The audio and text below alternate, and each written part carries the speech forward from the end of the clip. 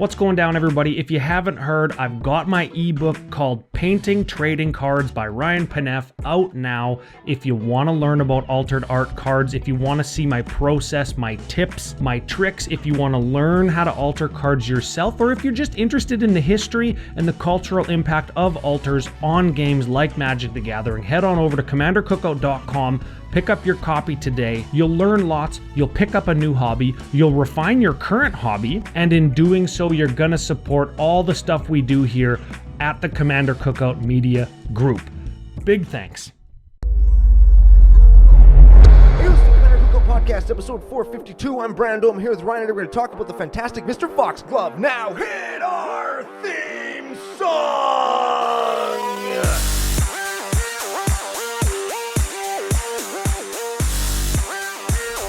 Hey Ryan, we're back for yet another whirlwind adventure. How you doing? Good. What is going down? Whole ton is going down. We got a new...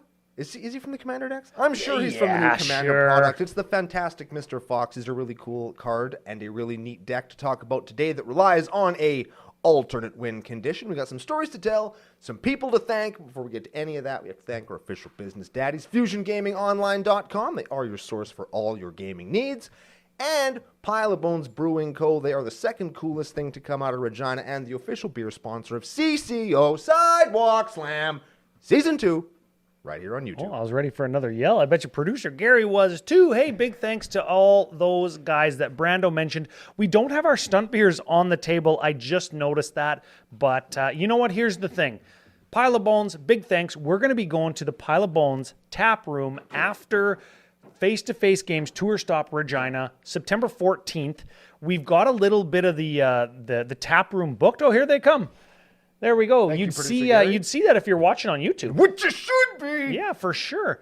And it's going to be a ton of fun. The CCO Dude Bros coming down.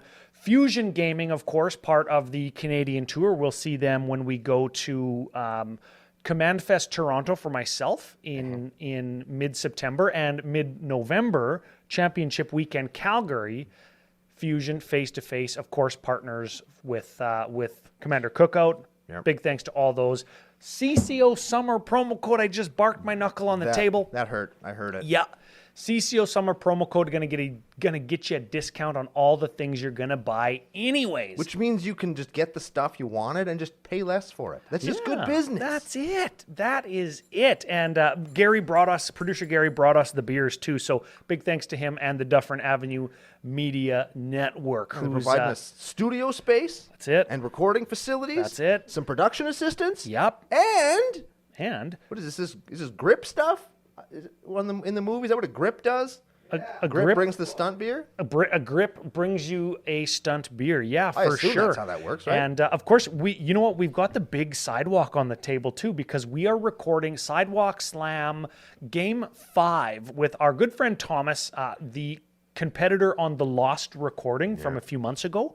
Now that we're set up in the studio, we've got the ceiling camera. It's all ready to go. We're probably going to set up the fourth member of the game this weekend. Thomas confirmed that he's not working night shift or anything, so we can go. And all of that's, of course, brought to you by the Damn Media Studio, which is doing their 100th episode on Wednesday. Yeah, you should check that out. It's going to be a really good time. You get to see the whole crew come out, and we're going to have some fun. We got some neat ideas on what we're going to do, and so you should all check it out. For sure. And duffernav.com or links to that portion of the work that Brando and I do with the Damn Studio is always in the show notes, like wherever you get the show, whether it's the audio only on Apple or Spotify or whatever, or if you watch on YouTube. So big thanks to Gary and everybody. Big thanks to Fusion.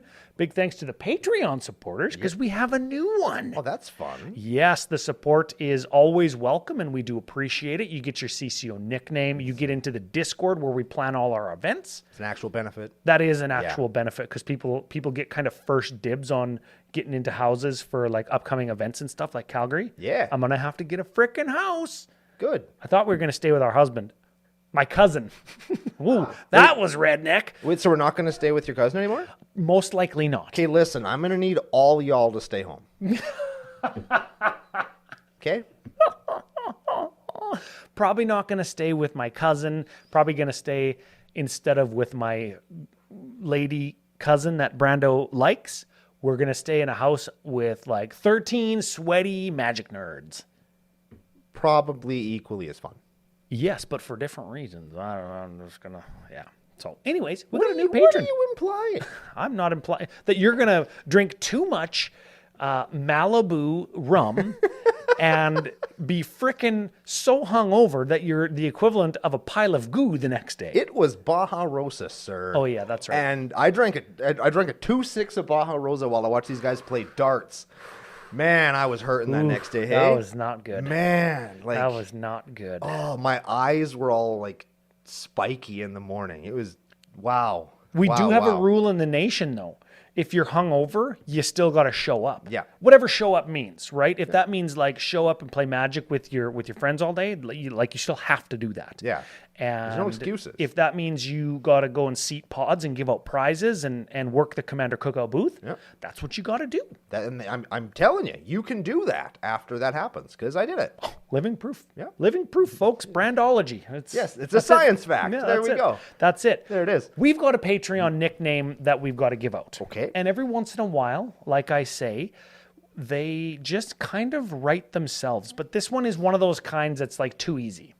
Okay. So, all right. We're on easy mode this time. That's fun. It's good. I suppose, yeah. So we just got to be a little bit creative on the fly. Okay. Big thank you and shout out, and FU, of course, to Chris Jenks. He's in the right place. I'll tell you that much. He certainly picked the right podcast to be a supporter of. Chris Jenks. Jenks. Well, if he was a jail guy, we call him Chris Shanks. Or if he was really bad at golf, I guess. No. This is the Mr. Foxglove episode. Uh-huh. This is Chris Yanks. What? Might be a soft J anyways. What is it? Wouldn't that be the Chris glove? Yanks? Oh, yeah. Foxglove, giving yourself a dirty, like a Chris Jenks, giving yourself a foxglove. I don't know, that's got to be dirty, right? The old lube glove. There it is. It's like the stranger. Love glove, the lovin' glove. It's like giving yourself a stranger, except if your name is Chris. Strange Chris. Strange Chris Yanks. How did we end up here? I don't know. But we are here. Welcome to the nation, everybody. Yes, you're welcome. Yeah. Is what we're trying to say. Or we're sorry, depending on how you feel about that. Also, yeah. Yes. Okay. One final thank you. Goes out to good friend Chris Dimwit Meat Gazer for sending in the deck this week. Oh, yeah. Mr. Foxglove. Why are we thanking that guy? Oh, yeah. He sent the deck. Yeah. And this is a cool deck. I do like this one. I'm not going to lie. He stepped up to the plate and took a grand old swing at, does group hug exist? And the answer is still no. And we're going to prove it today. Yeah, and I would like to extra prove it today because this isn't the deck list that I thought it was. Sure, group hug, alternate win cons, blah, blah, blah. But Mr. Foxglove lets you frickin' cheat. Oh, big time. And this is a different Chris Meatgazer. Not cheating as hard as he ought to be cheating. Oh, we could cheat way more than this. Okay, I'm going to read Mr. Glove himself here. Yes. Okay, 3/5, Fox Rogue for blue, white, green, 2, lifelink. Sure. That's, who cares? When Mr. Foxglove attacks, draw cards equal to the number of cards in defendant player's hand minus the number of cards in your hand. If you didn't draw cards this way, you can put a creature card from your hand onto the battlefield. So if they have 7 and you have none, you draw 7. But if you have 7 and they draw none, you put an Ulamog into play. Yes. If you draw cards equal to the difference, and if I already have more, I get something for free. That's right. This screams Bant Sneak Attack to me. Yes. And you lean on group hug saying, I'm giving you guys all creatures. Just kidding, Ulamog. Yes. Right? Yep. And the only thing that I don't like about this... Ulalolmog. Lol. Lol, take 10. Yeah, K-lol. Yeah. Yep. The only thing I don't like about this is it's an attack trigger, so I can't then attack with Ulamog. Yeah. And I can't really effectively do multiple combat steps outside of red. Yeah, I mean, blue has no way of attacking twice before you pass the turn. Well, I could pass the turn to myself and give virtual haste. This might be my next extra turn deck. That's what I would do. I want to frickin' cheat by playing stacks effects, extra turn effects, and free Ulamogs and Blight Steals. Yes. I am a piece of crap. Yes. That's not what we're doing today. No. That's not what we're doing today. No, because you did the call out and said, hey, does group hug exist? Yep. Is it just a guise for me to draw tons of cards because I'm giving you cards away? Like the trade-off of me giving you lots of cards and land drops in group hug is I get to do it too. Yeah. Right? And then if my thing is just more degenerate than your thing is because, we're going to have a conversation and be civil, human, adult Magic players and expect that you're not doing something totally frickin' broken. I'm going to do something that's better than you because I'm playing shitty old group hug, right? Is that how it goes? For the record, we were talking about on the pre-show yesterday. We played a game of pre-cons versus the other pre-cons. Yeah. And the group hug, the bunny lady, who we do play in this deck, did win. Oh. Yeah. Yeah. You know what I find in a lot of scenarios, the group hug deck will come in second. Here's the flow of events. Okay. Here's the flow of events. This is breaking down group hug brandology 101. I was so goddamn far behind it didn't even make sense. So I was the beneficiary of every group hug thing that happened in the game, and it didn't help. It's like Brando can draw 3 extra cards this turn. I'm like, I would, and then I just play a land and say go because I just drew land and mana production for the whole time. Alex and who else are we playing with? Doesn't matter. Alex and this guy just were beating on each other with squirrels and birds. It was Ben. Just going hard at each other. And then Momo, who was playing group hug, just kind of sat back, gave some cards, had some flying blocks that were big enough that nobody wanted to attack in and trade with her, right? Giving me some stuff. And then eventually somebody tried to alpha her to get her out of the way. And she played that new Tef's protection that gives you birds. Yes, we play that in this deck too. And gifted ya boy, that's me, an extra turn. So she saved herself, phased out of the game so she couldn't die, granted your boy Brando an extra turn. Unbeknownst to her, it was going to be the turn that I was going to do something. And the thing that I was going to do was kill everybody. So instead of killing everybody, I killed Alex and Ben, and then Momo got me. Which is fine for her because she still won. That's pretty good. Yep. I find what you say accurate. Yep. And I would also offer this. If you are the beneficiary and you are in last place, as usually somebody is obviously in last place in a game, right? Yes. At some point of the game, there is definitely a last place person. Well, if I'm the group hug player and giving everybody everything, and somebody's in last place and not a threat, I'm not giving 3 opponents things, really. I'm giving 2 opponents things because there's only 2 I care about. Yeah. And if, like group hug decks are wont to do, they can pick and choose a little bit, or they can say things like, I'm the one giving you all the cards, don't attack me. The other 2 players that I actually care about aren't going to come after me because I'm giving them benefits. So they're going to go after each other because player 4 is still the shitty player that's so far behind. Exactly. Right? So it isn't a 1-on-3, nor is it a 1-on-2. Group hug a little bit goes unmolested because they have the political favor. Yeah. So it's like a 3 on you guys and I'm just going to be over here because, and this is compounded by the fact that most group hug decks are also going to be a little bit pillow forty. Yes. They might not be pillow fort decks or stacks decks or lockout decks or whatever that you want to classify them in any of those categories, but they are going to take precaution to not be on the other end of everything they give you. Exactly. Like, I'll give you 10 cards. Well, I'll play 10 cards and waste you, and then... Well, no, actually, you got to play like 5 with every creature that attacks me, and those all come into play tapped, and I'm going to gain 3 life every time those come into play. So, like, sure, I'll take 30 from last turn's creatures, but I just gained 14, and you got to pay, so you're going to be tapped out, or I'm just going to run every Tef's protection variant. And we're going to see all of those kinds of things in this deck. Yes, we are. Yeah.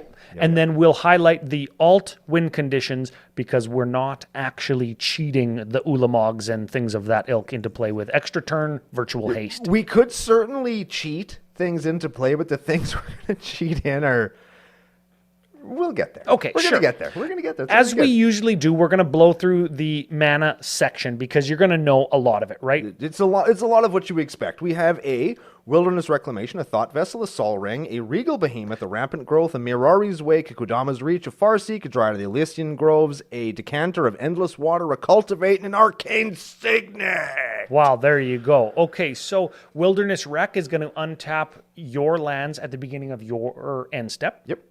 Regal Behemoth is a mana doubler for as long as you're the Monarch. Yes, and it makes you the Monarch when it comes to play. ETBs and Monarchs, yep. We've got Mirari's Wake is another mana doubler. And Creature Biggerer. Yep. And Decanter of Endless Water, like Thought Vessel, is a mana rock that also gives you no max hand size. But also colored mana. Yep. Yeah, that's a card that I see get played more and more, actually, because, people like drawing cards, keeping those cards in your hand, good, and it's a 3-drop mana rock, so it's probably going to give you mana of any color like it does. It's probably fine. Yeah. Okay, so... Hang on, we're going to go back down a bit. Sure. Are we going to do the removal section, too? Sure, yeah, because this is standard stuff, and... There's one card in here that I figure we can't just read and have everybody know what it does. There's 8 kind of targeted removal things in here. Is that higher, lower, or right about where you think it should be, considering this is a group hug deck? That's where I usually sit when I build decks. 6 to 10 is usually what I try and shoot for. And lots of them, I think all of them. That's not true. Some decks I have 0 removal in. I feel like all but Counterspell, we're playing Counterspell, gives you something. Wear Down gives you a card. Yeah. Swords to Plowshares gives you life. Generous Gift and Beast Within give you dudes. Crib Swap gives you a dude. Arcane Denial draws you a card. And then Long River's Pull has a frog on it. Gives you stuff when I remove your stuff. Yeah, like we're killing your thing, but we're giving you something. So all of our removal except for Counterspell is still kind of that. It's on theme, brand. It's fine. Why aren't we playing Path to Exile? I like Path to Exile better than Counterspell, but Counterspell is a little bit more versatile, right? Yeah. Yeah, I'm sure that there's multiple other counterspells that give mutual benefit to everybody, or I don't know, are thematic, or you cut it and put Ulamog in. I don't know. I like Path better than Generous Gift. I'm cutting Generous Gift from everything, and that's too bad. It's not like elephants. Oh yeah, I'm done with that card. How come? I don't know. It's just every set gets a white, do something, remove a creature from the game. Yeah. And a lot of the new stuff that's coming out that's given that is less bad for me than an elephant. I'd rather you have a map token than an elephant. Right? Does it have anything to do with it being a 3/3? It's a 3/3 elephant. Because 3/3 is not big, but it's not small. not negligible either. Yeah, yes, Generous Gift kills virtually anything, but it kills anything. But I don't know, you get a 3/3 as opposed to, and usually you're killing a dude with it, and there's lots of other ways to kill other things. Yeah, I always forget that it's a destroy target permanent. Yeah, that's still good. We haven't killed a land with it in a long time. Oof. Uncle Brando, everybody. Yeah, well. Okay, now with Mr. Foxglove, Foxglove is a flower. I don't get Poisonous flower. Or it has medicinal properties. Which side of that equation are we really taking advantage of here? What is it? Here's some Foxglove. Make sure you rub it on your wound instead of eating it. This is group hug, or is it? Do you rub it on your wound? Do you brew it into tea? What did we call it in the pre-show? Group hug and group tug. Group tug. Yeah, is this group hug or group tug? What are we doing here? Yeah. No, it's slug or tug, because tug we're all going in the same direction. Mm-hmm. Oh, yes. Yeah. Yes. Yeah. It makes perfect sense. What section should... there's more removal. Oh, sure. There's 2 of them. There's Starfall Invocation. That one, if you gift... It's a wrath, but if you gift somebody a card, you can bring one of your dudes back that got killed by it. And Austere Command is the other one. That kills all the things. Yeah. Two versions of all the things. You pick all the things, yeah. We could play Farewell as well if we wanted. We could. But we don't.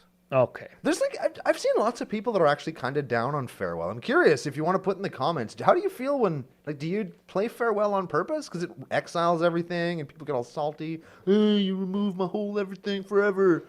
It's yeah, that's why I did it. I don't know. It costs 6. I got the perfect solution for Farewell. Play worse cards, And then you won't care if they get removed, or they just freaking won't.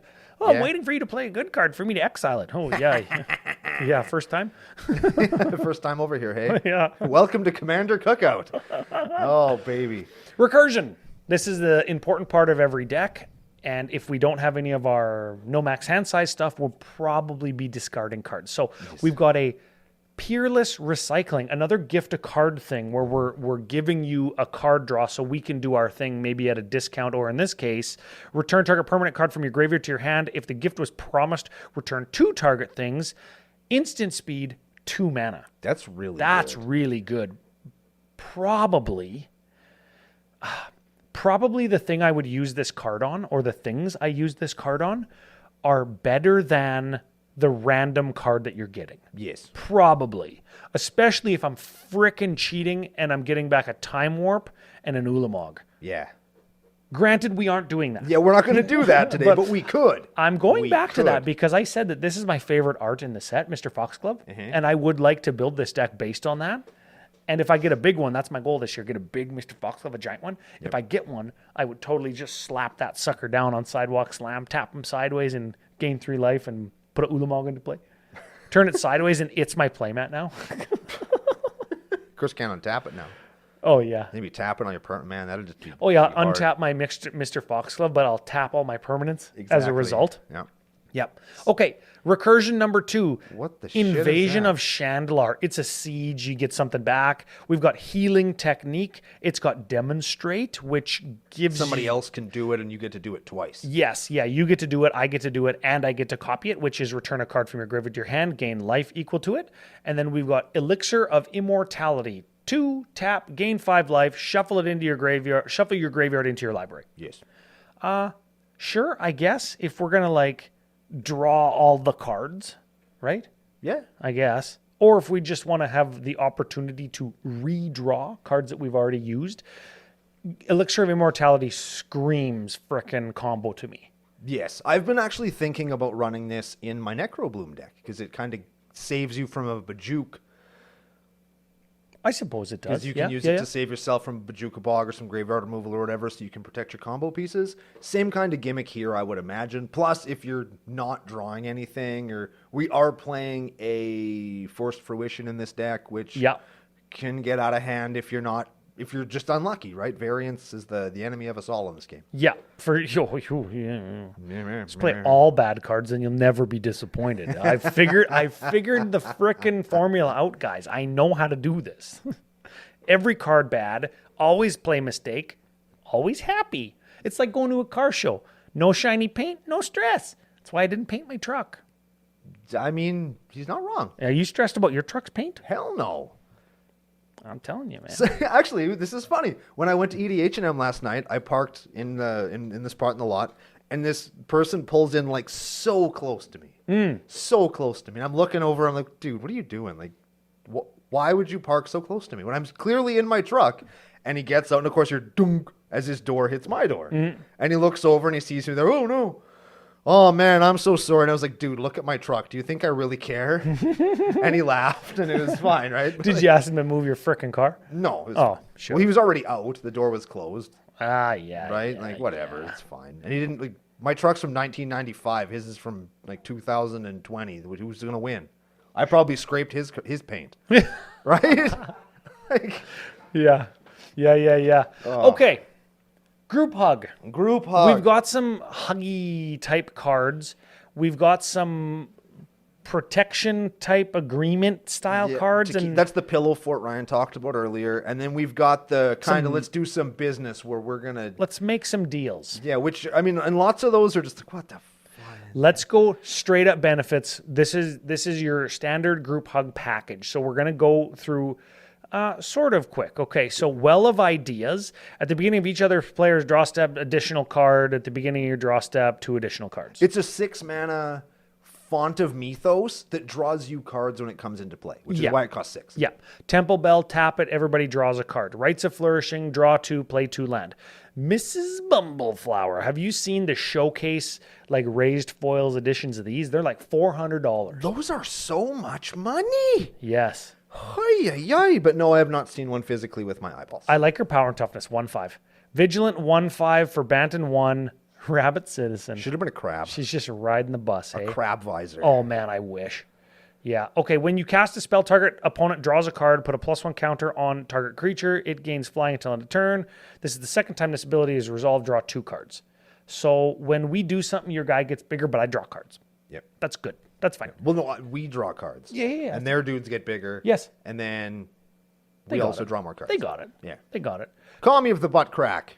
Each player draws an additional. It's like Howling Mine. We're playing Howling Mine. We're playing Jace Bellerin. That pluses 2 to draw everybody a card. Yes. Folio of Fancies. Each player draws X, and then it also windfalls, right? Yes. And each player has no maximum hand size. Yes. All right. Oh, yeah, I am right. Yep. Cool. Yep. So you can XX, everybody draws X cards.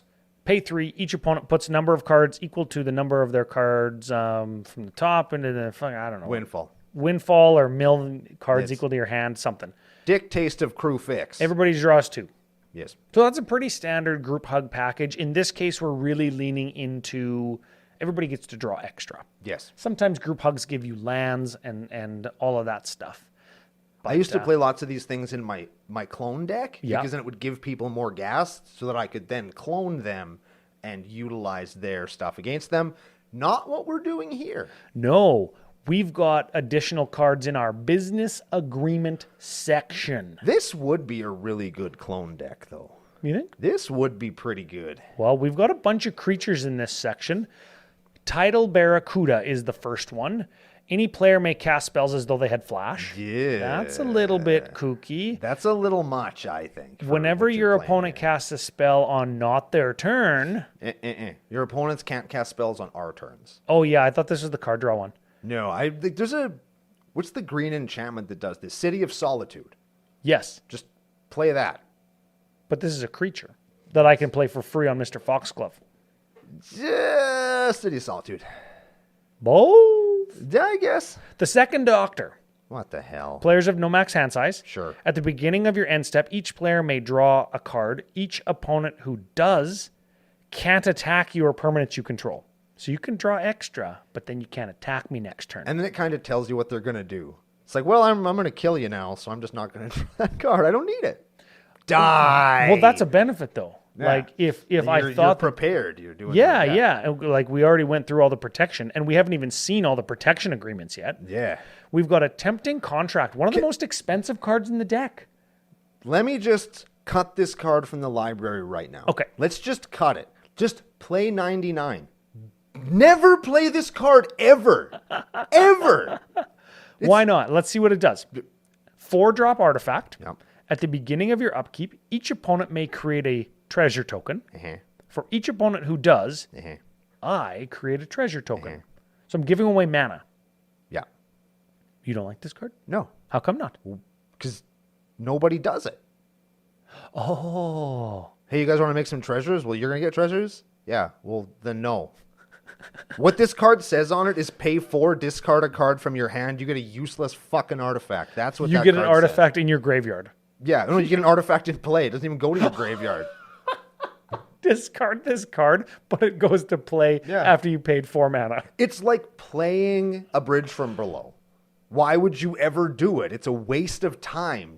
There's so many better things we could play, like an Ulamog. Is it better than Tempt with Discovery, which is basically the same thing? Oh, we're going to play lots of Tempt with stuff. And it's much worse. Because at least Tempt from Discovery, you get something for playing it. Search your library for a land. Yeah. Everybody else can do that. For everybody that does, we get another one. Yeah. What's great is it's non-basic. Right. You ever get the old strip mine or wasteland with this? Yep. You get your guy's cradle? Okay, I'm going to get a strip mine. And then they also get another thing, but guess what they don't have anymore? Guy's cradle. Or... because I strip mined it. I've seen this too, where somebody goes to get their Urborg and their Cabal coffers, and then other people at the table, one guy got strip mined, one guy got wasteland. Just ganked them. Blew them out. Just Chris Janks at them. Yep. Just put them in the bin. Yeah. Just discard your best lands because everybody's going to get a strip mine. I'll take it next level. Okay, I cast Tempt with Discovery. Yep. I have the intention to go and find strip mine. You go and find Cabal coffers. No. I also go and find Wasteland. Now I have them. You don't do that? No. You never take the tempt? No. I never take the tempt with this one. I never do the tempt. That isn't to say that you shouldn't ever take the tempt. This one is a little bit more reasonable. Like, it is more reasonable to take this deal than the tempting contract, which you should never take ever. Sure. For any reason. What about tempt with bunnies? What the That's a real card? This is a card, okay. Is there an acorn on it? There's bunny. This is a real card. White, 2, sorcery, tempting offer. Draw a card and create a 1/1 white rabbit creature token. Then each opponent may, guess what? Draw a card and create a 1/1 white rabbit creature token. For each one who does, I draw another card and put another 1/1 white rabbit creature token into the B. Nobody's going to take that one either. I'll pay 3 to draw a card and get a bunny. Well, yeah, but like I'm not going to do that. You might if you want to draw a card. No, I don't. No? No. I draw more cards. Exactly. I think people are going to take this one before Tempt with Discovery just because they're like, I'll get a bunny. Or they'll do the cute thing. Or they'll be like, oh, it's not as shitty as Tempt with Discovery. Right? Not knowing that, okay, now it's a pay 3, draw 2, get 2 creatures. Like, it makes it better than what's the blue and 2, blue and 2, draw 2. Sure. That. Yeah. Yeah, it's like a limited kind of checkpoint if it's better than that or worse than that. And it's better than that. It's better than that if one person does it. But it's worse than that if only you do it. Correct. So make their cards bad. Don't take the deal. Make their cards bad. Well, here's an advisor, and this is kind of like the Second Doctor. Okay. I play this one. Orzhov Advocist. Sure. Advocist. Advocist, yeah. 1/3 for 3. At the beginning of your upkeep, each player may put 2+1 counters on a creature they control. If they do, they can't attack me on their next turn. Yeah.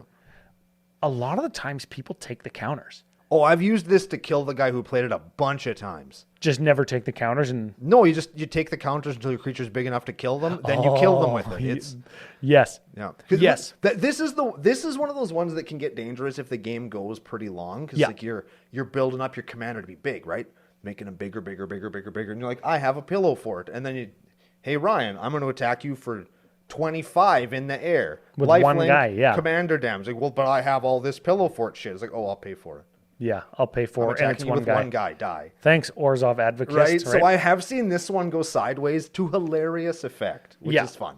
Yeah, and playing this consistently in my advisor deck, I've had it work the other way. Now, 2 sides to every story. Yeah. Somewhere in the middle is where that card actually is. Yes. And your opponents in every case with that card get the choice. Yeah, the odds of you getting blown out by it are probably equal to you never ever being attacked after you play it. Yeah. Right? They're in there somewhere. Noble Heritage is next. This is a background. Commander creatures you own have, when this creature enters the battlefield and at the beginning of your upkeep, each player puts 2+1 counters on a creature they control. For each opponent who does, we get protection from that player until end of turn.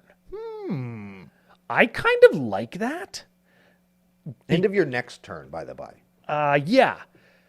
I kind of like that. It's like Orzhov Advocate number 2, right? Yep. Which is fine. Not Because again, somewhere in the middle is where it's going to land. Yes. And if I've got that plus other kind of disincentives to attack me or protections, they're going to take the +1 and all the way protect me so I'm like immune and attack each other. Especially if I'm like in 2nd, 3rd, or 4th place. Like we already went through kind of the dichotomy of group hug, right? Like probably the group hug player's not getting attacked anyways. This just gives you like 100% immunity. Agreed. Although this one, I like that better than Orzhov Advocist. 1, because it costs 1 less mana. 2, because it's an easier or harder to kill card type. Yeah. And it gives protection from player instead of they can't attack you. Yeah. Because, like, let's say you're playing against Omnath or something with Orzhov Advocist, I can still just sack my dudes to kill you or whatever, right? Yeah. So there's a big difference, a big gap between those 2 cards. Yeah. Minds Aglow is next. We all join forces and pay any amount of mana, and then we all draw that many cards. That's a cool one. People usually take that one. I find that people take that one. I find that the join forces ones typically work out, especially if you have paid a bunch of mana into it. It's like, oh, everybody's gonna draw 10 cards, but we get to untap and play them first. Is the theory there. Next up is Cowain Itinerant Meddler. tap them. Each player may draw a card. Then each player who drew a card this way gains 1 life. People always take that one. People always take the Quain, yes. Kirdan the Shipwright is whenever Kirdan the Shipwright enters the battlefield or attacks, each player secretly votes for a player. Then those votes are revealed. Each player draws a card for each vote they received. Each player who received votes may put a permanent from their hand onto the battlefield. Holy shit. Everybody votes for themselves, so they draw a card, then put a permanent onto the battlefield. Yes. That's how that works. Yeah. Nobody ever frickin' votes. No, they do. If one person is clearly head and shoulders above, I'll vote for me. They'll vote for me. No, they always just vote for you always vote for yourself. You never give that away. Yes. Ever. Right. Okay, so that's an everybody draw card. And then Collective Voyage, starting with you, play any amount of mana, then get that many lands. That's the join forces for green. Yeah. So we've seen how we can tempt people into taking our deals because we're hugging and loving and kissing and squeezing them. Yeah. Some of those, like Kirdan the Shipwright, come into play when we have some of our win cons, where it's like, I don't want to draw a card, or I don't want you to draw a card. You can kind of strategically decide how much. I very much need you to draw more than 1 card because of one that's... Yes. Yeah. Oh, yeah. Mine's a glow set to this many. Yeah. And, I want you to draw more than that because... you might be decked out and I want to draw more than that, so I get to draw more. Or you don't want me to have this many cards in my hand, so you pay into Mine's Aglow, and then I draw more than that. And that's a good thing. Yes. Though it stops me from doing other stratagem. Correct. Final category before our win cons. Let's pillow fort this shit. Protection agreements. Yeah, we've got a Windborn Muse and a Baird Steward of Archive. We've got a Ghostly Prison. We've got a Propaganda. All of those stop people from attacking us unless they pay some amount of mana. Yes. Got a Crawl Space. Only 2 creatures can attack me each combat. I like that one. I like Crawl Space. I don't give a crap about who attacks who else, but if you're going to attack me, only 2 of them at a time. Yep. And it's going to be that big, jacked up son of a bitch that the Orzhov Advocist created. Yes, that you have to now pay a bunch of mana for. Which I will. Yes, which is totally fine. Yes. Then we've got a Teo Geometric Tactician. There, say that 3 times fast. Enters a battlefield, you create a 0/4 wall token with Defender and Flying. You pay +1. You and target opponent each draw a card. I'm sure that's why it's in here. -2, choose left or right until end of turn. Each player can only attack either way, like Pramicon. That's fine. Interesting. Sterling Grove, other enchantments have Shroud, sack to search for an enchantment, and I think I know which one I'll be searching for. We'll talk about it in a minute. Correct. The new Tef's Protection that gives them an extra turn. We were talking about this one last night. Perch Protection. I don't hate this card. Lots of people are like, oh, it costs too much. Or seeing it in action, I actually appreciate it, except for one aspect, which we'll get to right now. Okay. Perch Protection is an instant for white 4. Instant, hey? Yes. Well, I guess it has to be. Yeah. Okay. We'll say what the gift is in a second, because that's the thing that can confuse people, in my opinion. Okay. Create 4 2/2 flying burbs. Yeah. Then all your shit phases out and your life total can't change, all that kind of good stuff. The gift is an extra turn. And in some cases, what's going to happen is your player 1 playing this card, player 3 is attacking you, and you gift player 4 the extra turn. So, like, somebody's turn ends, then whoever got the extra turn takes their turn out of turn order, then we get back to the turn. And that's kind of messy. Yes. And I don't really like cards that can mess people up like that. Yep. And it's a small critique, but that is something that I feel could confuse newer or less experienced you players. have to know how handling extra turns works, right? Like if you take an extra turn out of order, does it go back to the player whose turn it should have been after the extra turn was gifted, and then does that player get a turn?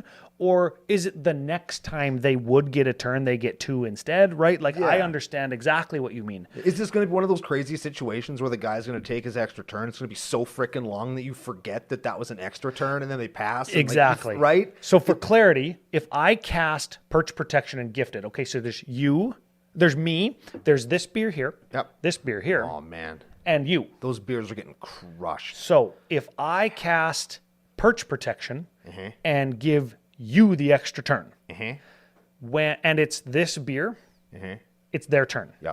Okay. I'm protected.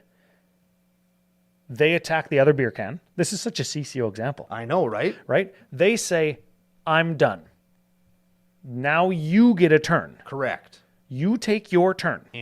You say, I'm done. That was your extra turn. That's right. It goes back to where the turn cycle would have been when this player ended. Which is this beer can. So it goes here. to this one, this beer can. When they say they're done, it goes to you. Correct. And now this is your normal turn in normal turn order. When you're done, it goes back to me and then back to normal. We're clockwise it again. Yeah, unless you're playing plane chase, and then it's fucking backwards. And then it goes to hell. Yeah, can you imagine extra turn, perch protection, plane chase, reverse the game's turn order? Oh my Somebody God. isn't playing Magic for like an hour. Oh yeah, I'd give up. Tilt off the world. I don't even know, You know where what? that would go. Where would that even go? That's my goal, is to do that to you. Where would it even? Who would get the turn? You know where you'd put go? it? Put it into the shadow realm. You would go to the Coachman licensed beverage room Yes. and order yourself a Pile of Bones beer. I absolutely would do that. Yes. And Haley would say, "Where's all your friends?" Oh, they're not my friends. I don't have friends. I don't have any friends anymore. Just this beer. I thought those guys were my friends. Now I only have this beer. Okay, let's keep going. We're running. Fantastic. So that's the protection section, pretty much. We've got an Illusionist Gambit. Remove all attacking creatures from the game type thing. Dawn's Truce, which is gift a card. You and permanents you control gain hexproof. And that's the protection section. That's the protection section. Yes. So again, I think those or variants of those, especially like the propaganda ghostly prison, like those are for sure group hug. I think staples. Absolutely, because group hug and pillow fort, like some people think those are the same thing. And there's a reason for that. Yes, they usually technically those deck styles, both I think, fall into some mega archetype like aggro control combo. But when you separate those down into like group hug, I think is a little bit of could be a form of control, and pillow fort definitely a form of control because like you're taking control of where combat's happening and stuff, as long as it's not at me, right? So yeah, there's a lot of crossover in those Venn diagrams. Yes. But this is what we're here for. Let's give him the business. How are we let's give him the Foxglove. Yeah, we gotta put the Foxglove on and prepare that shit up. the long slippery Foxglove. Gross. Here we are. This is why we might want to draw more or less cards. Approach of the Second Sun. Bam. Alternate win con. If Approach of the Second Sun was cast from your hand and you've cast another spell named Approach of the Second Sun this game, you win the game. Otherwise, put Approach of the Second Sun into your library, 7th from the top. You gain 7 life. Yeah, who cares? Well, technically, that's what the card does. You gain 7 life. What does that card do? It gains you 7 life. Nobody ever thinks of that. I've seen that cast so many times, I don't even gain the life. They just go Approach of the Second Sun. Combo, draw, play it again. Like, yeah. Nobody even remembers that last line. Yeah, and then you like instant speed, do a bunch of damage, and you're like, how much life are you at? Oh, I don't know. How many times you cast that? I don't know. Shouldn't you be at like 14 more? Yeah. So yeah, we can get it back. We can search for it with Sterling Grove. We can put it into play, let it die. No, it's not an enchantment. It's sorcery. Oh, it's a sorcery. Yeah, that's right. It's a sorcery. You play it, you draw. You play it, you attack into somebody that has 1,000 cards in their hand and just draw it again and then play it again. Otherwise, put it into its owner's library, 7th from the top. Yes. Okay, yeah. It goes back in and then you play it again. You spend 14 mana on it. You gain 14 life and you end up winning the game. Yeah, well, I forgot it was a sorcery. Who cares that you have 14 life? That's everybody forgets what that does because you're going to play it, draw 7 cards and play it again and win the game. That's why everybody forgets what it does. Yes, the next one is the aforementioned Forced Fruition, which we cannot take advantage of unless we're playing Mr. Fox. Exactly. So it's a 6 mana enchantment. You cast it, you say go. Yep. So technically it's do nothing, but just wait, there's more. There's more words on it than just do nothing. Yes. Whenever an opponent casts a spell, that player draws 7 cards. Which sounds great the first time you do it. But once you're into playing 2-3 spells a turn, because you have that many cards in your hand, and you obviously have that many mana, you're playing group hug. You're going hard, and then you're just wait a second, holy shit, I'm out of cards. Yeah, wait a minute, and I have no max hand size, right? Because of that card. Yeah, no problem. Okay, pass. How many cards in your hand? 35. Okay, I have 2. Take 3 from Mr. Foxglove. I'm gonna draw 33 cards. Approach of the second sun. Yeah. I'll gain 7 life. Oh, that's terrible. All right, and the last one, and my favorite. I've always wanted to play this card and strategically make it happen. Strategically, I've wanted to make this happen so bad. This is Triskaidekaphile. They love the number 13. Yes, they got a big rager for 13. Okay, Human Wizard, 1/3 for 2. You have no max hand size. Nice. So we can manipulate plus or minus thing, blah, blah, blah. And also, at the beginning of your upkeep, if you have exactly 13 cards in your hand, you win the game. Sick. So at the beginning of your upkeep, man, this is even more incentive to take extra turns with Mr. Foxglove. I know. Oh. And that isn't the last card on the deck, for the record. There's a whole other section we haven't talked about yet. Oh, yeah? Yeah. Well, this card's not done yet. This is blue 3 draw card. So if we're cheating anyways, we could potentially just make infinite mana outlets and frickin' get exactly the right number of cards in hand. Let's say 13. Oh. And then we cast, let's say 12. Yeah. No, 13. Nope, 13. And then we cast a time warp. Yeah. Say go. Win. Oh, no, it's not. It's not because it's during your upkeep. It's not during your main phase. Yeah. So you got to have 13 cards in hand, pass the turn. Yeah. Oh, fuck. I don't even know what the math says, but you can do it with extra turns. And if we're going to do Mr. Foxgloves and be assholes anyways, we might as well. We might as well put on the long rubber glove. Might as well do it. Here, this is the main goal right here. This is why the deck is called Mr. Foxglove's Happy Ending, because we're playing Happily Ever After. Oh. What the fuck is that? Oh, I love happy endings. Is what you might say. Yes, sir. That's an enchantment for white 3. When it enters the battlefield, I think you gain some life, or everybody gains some life and draw some cards, or you gain some life? Each player gain 5 life, draw 1 card. Jesus. At the beginning of your upkeep, if there are 5 colors among permanents you control, there are 6 or more card types among permanents you control and or cards in your graveyard, and your life total is greater than or equal to your starting life total, you win the game. Boom. 5 colors among permanents you control? Yeah, how the hell are we going to do that in a 3-color deck? I mean, that's impossible. I don't know. Maybe we should read on. Oh. Venser's Journal, no max hand size. Excellent. This is a recurring theme that we're going to have to take advantage of. Yes. At the beginning of your upkeep, you gain a life for each card in your hand. Boom. Which is going to be like lots. Several. Like 20. Yes. So we've taken care of more life than our starting life total, probably. Yes. For the Happily Ever After. Correct. Sphinx of the Second Sun. Remember, we're playing Triskaidekaphile here also. Ooh. Yes. At the beginning of your post-combat main phase, after main phase 2. Yes. Yep. You get an additional beginning phase. Yes. And if I were me, I would say, hey, what's a beginning phase? Well, that's your untap. So you get to untap again. Yes. You get another upkeep. See Triskaidekaphile. Or Happily Ever After. And you get another draw. Boom. Yeah, so do the math right so you have 13 in your hand for this one, And then, right? Then you win. Or if you have all your stuff in play already, it just gets you there to avoid have to wait for the round of the table to go, right? Yes. That's what this is really here for. Now we're playing Approach of the Second Sun. What about Shadow of the Second Sun? I didn't even know this was a fucking card. Yeah. Okay, so blue 4, enchantment aura, enchant player. Sure. I wonder who we're going to enchant. At the beginning of enchanted player's post-combat main phase, there is an additional beginning phase. I'm going to probably pick me.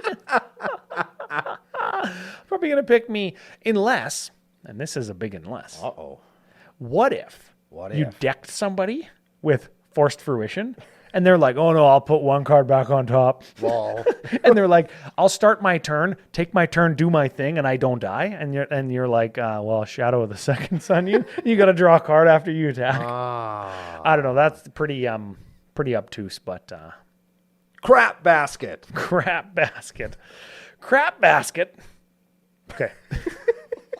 It's a 3/2 for 4 Scarecrow. And you can tap 1 to make it all colors. Oh, pretty good with Happily Ever After. Uh-oh. I'm going to have a happy ending with a crap basket.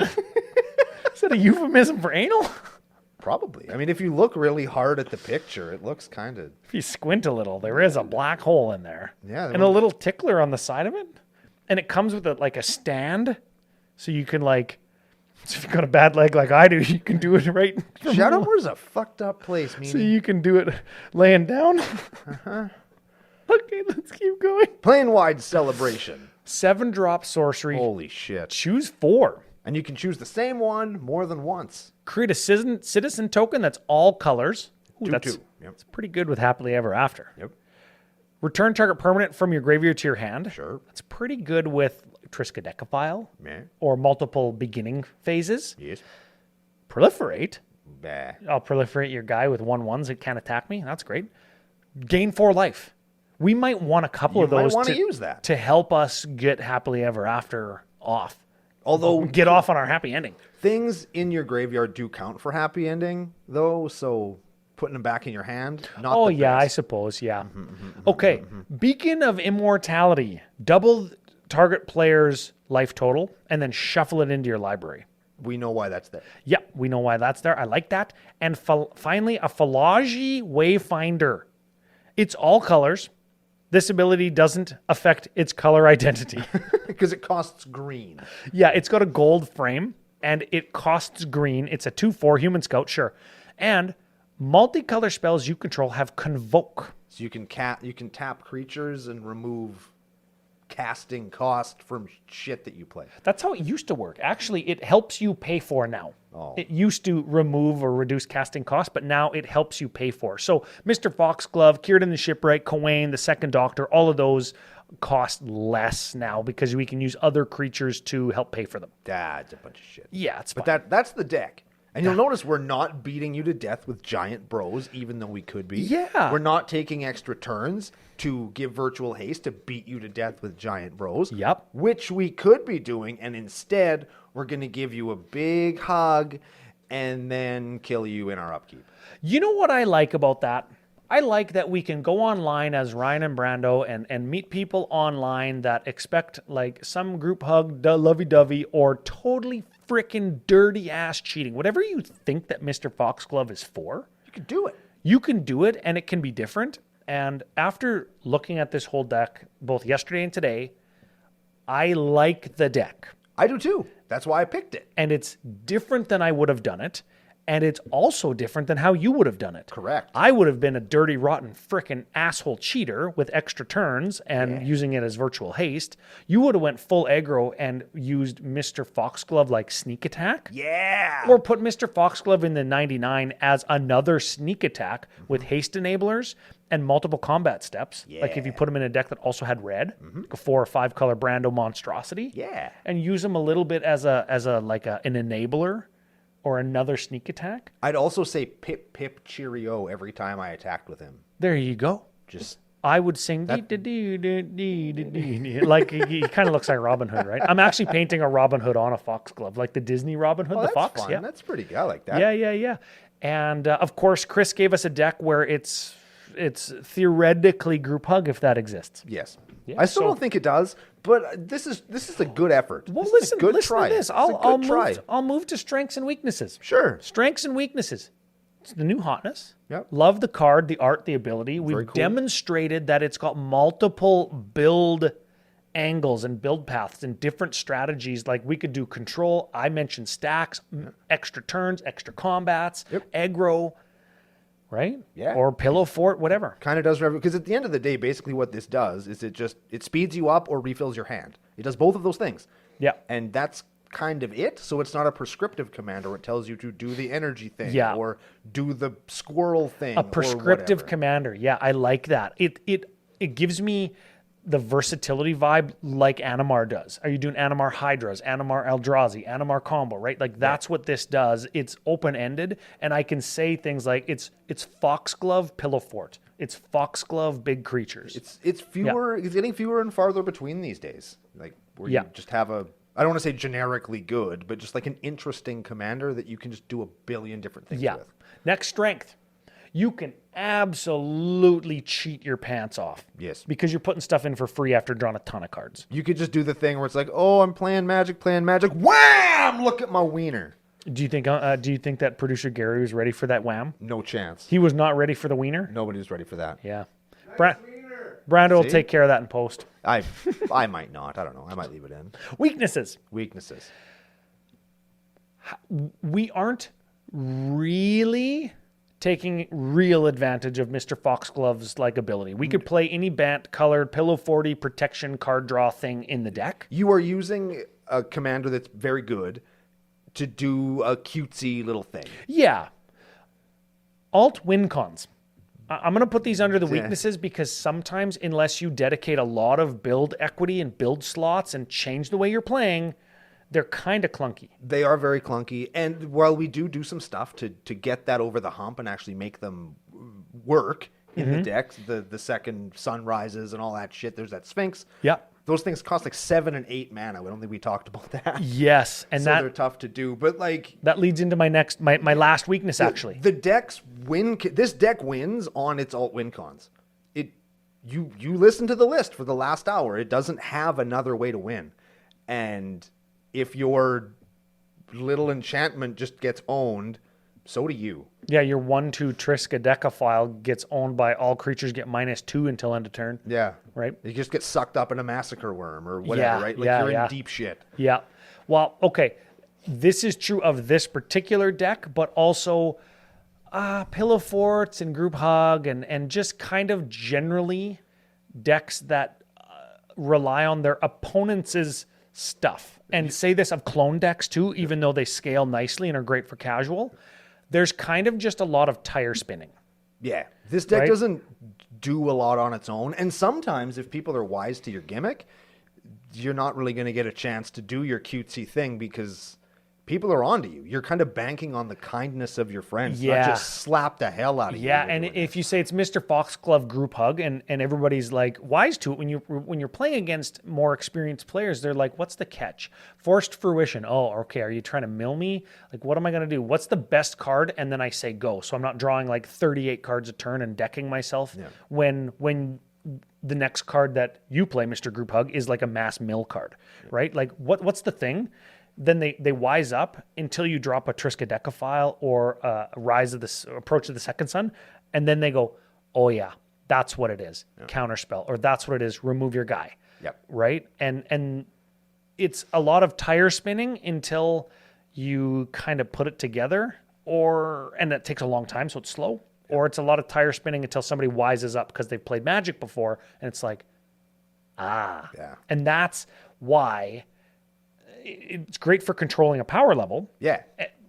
But it also leads over time to the reason why you would want to cheat. Well, my Mr. Foxglove Approach to the Second Sun deck is always just a little bit short. So I'm going to add a temporal manipulation into it. I'm going to add a time warp into it, right? I'm going to add Alrund's Epiphany into it just in case I need to draw a couple more cards with my Howling Mine to get to my approach again so I can cast it again. Yep. Now you're in extra turns, Mr. Foxglove deck, just like I was talking about, right? Oh, if I got extra turns in there now, why would I not play Ulamog that has Annihilator 11? Why would I not play that, right? And give them Virtual Haste, right? So then the whole deck changes, and while the strategy is very wide open, you can fall into the trap of saying, oh, I want my casual Group Hug deck to actually win and be better and not always get second or just always fall short of my alt win con and fall victim to changing the deck. I'm gonna say one more thing about alt win cons. Sure. Too. At least in me, this might just be me. This could just be a Brando thing that I'm just saying. In my experience, those alt win cons become tiresome after a while for you. Once you've made them work a few times, it's I got it to work. I've flipped 20 coins in one game and I've won. Whatever. And it's, well, okay, now I want to do something different. But my deck doesn't do anything different. So I have to change it like Ryan did, or worse yet, you take it apart. And that's too bad because I think this deck is really cool. And with its open-endedness and with its very high tunability, with all the neat stuff you could do, I'd hate for you to just kind of become bored with it and then rip it down and do something else. Approach is very much like that because sometimes the writing's on the wall. And Felidar Guardian, you win the game if you have 40 or more life during your upkeep, is another one. Yep. Test of Endurance, the one if you have 50 or more life during your upkeep, you win the game. Yep. Sometimes the writing's on the wall. Can you remove it? No. Can you remove it? No. Can you remove it? No. Can we collectively do, 25 damage before his next turn? No. Okay, well, let's just start a new game. It over. feels a little bit anticlimactic. Yeah. Like approach, shuffle it in, or put it at 7 in, draw 7, approach.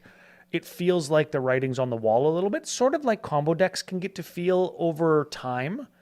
And they can get stale if they don't have restrictions or challenges or whatever in them. But I think that this deck does offer you that. Oh, yeah. This deck does offer you lots of play and lots of really interesting stuff to do. And as much as I don't think group hugs exists, I do appreciate when people play it, not because it makes my game plan better, which it does, but because it does give you the chance to play the political, which is also the social game. Yep. In EDH, which is you're talking to your friends, you're making and deals, you're shooting the shit, right? And that's what the game is about. You're not taking a 40-minute turn where you're tanking and not saying anything.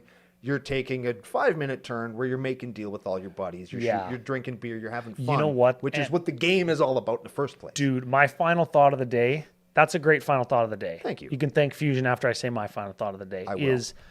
I think as a Magic player, I talk myself down about being bad at playing, only playing bad cards.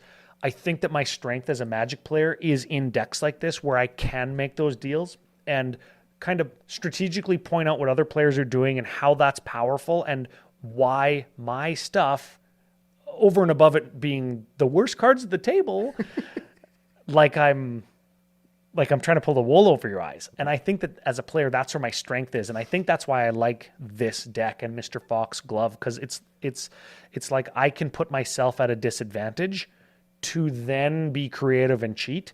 And not only does that give me the satisfaction through creativity and strategy, it puts it into like ultra hard mode. It's like playing Magic on hardcore mode.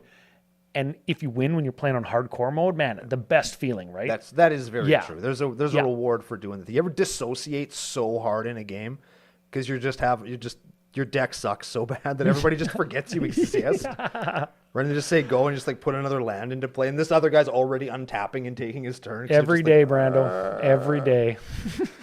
Man, I've had so many of those games. That's how I win games. There you go. The less you notice me, the more I'm probably gonna kill. That's it. That's why you kill him first. Everybody forget that I said that. No, we always kill Ryan first. Watch Sidewalk Slam. We'll prove it. That's it. And go to Fusion. Thank our business daddies and take us out, sir. Thank you to the glorious business daddies at FusionGamingOnline.com, where you can use special promo code CCO Summer. CCO Summer still. CCO Summer still to save yourself 5% off all the really cool stuff that you're going to buy anyway. Get a discount. You're going to buy the stuff anyways. Pay less money. Big thanks to the patrons over at patreon.com/CCO Podcast. You do help the show grow. You help us stay here, I should say, and keep putting on all these events and shows that you guys hopefully enjoy so much because we really like being here. And finally, big thanks to Pile of Bones. They are the second coolest thing to come out of Regina. They are the host of the after party at the upcoming face-to-face event there. And they are the official beer sponsor of CCO Sidewalk Slam Season 2 right here on YouTube. I'm not sure what we're going to do next episode, but I think it's a special bonus episode where we're going to talk about something super fun, but you'll find out what it is on a very special bonus episode of Commander Cookout Podcast. Hit our